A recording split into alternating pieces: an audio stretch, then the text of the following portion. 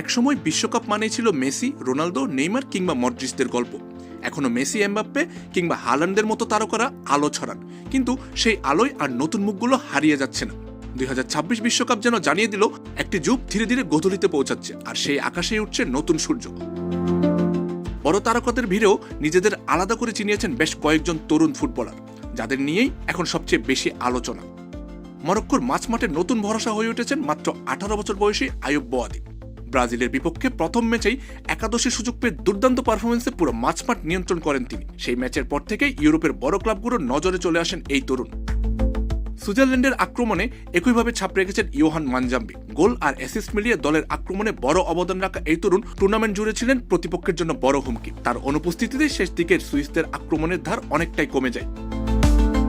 স্বাগতিক কানাডার হয়ে নজর কেড়েছেন নাথান সালিবা। কাতারের বিপক্ষে 1 গোল ও 2 অ্যাসিস্ট করে দলকে শেষ ষোলোয় তুলতে রাখেন বড় ভূমিকা। পুরো টুর্নামেন্টে মিডফিল্ডে ছিলেন কানাডার অন্যতম নির্ভরতার নাম।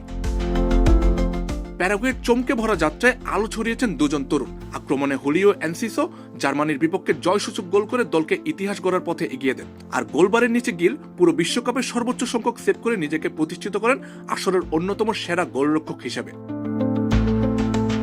ব্রাজিলের হয়েও এক তরুণের গল্প কম রোমাঞ্চকর নয়।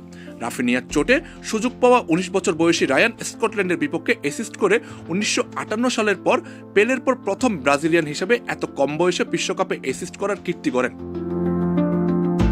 অবশ্য লামিন ইয়ামালের গল্পটা একটু আলাদা। বিশ্বকাপের আগেই তিনি ছিলেন বিশ্ব ফুটবলের অন্যতম বড় তারকা, কিন্তু মাত্র 19 বছর বয়সেই স্পেনকে বিশ্বকাপ জেতানোর পথে অসাধারণ ভূমিকা রেখে নিজের তারকা খ্যাতিকে আরও এক ধাপ উঁচুতে নিয়ে গেছেন। গোল, অ্যাসিস্ট আর ম্যাচের প্রভাব সব মিলিয়ে ছিলেন স্পেনের সাফল্যের অন্যতম নায়ক।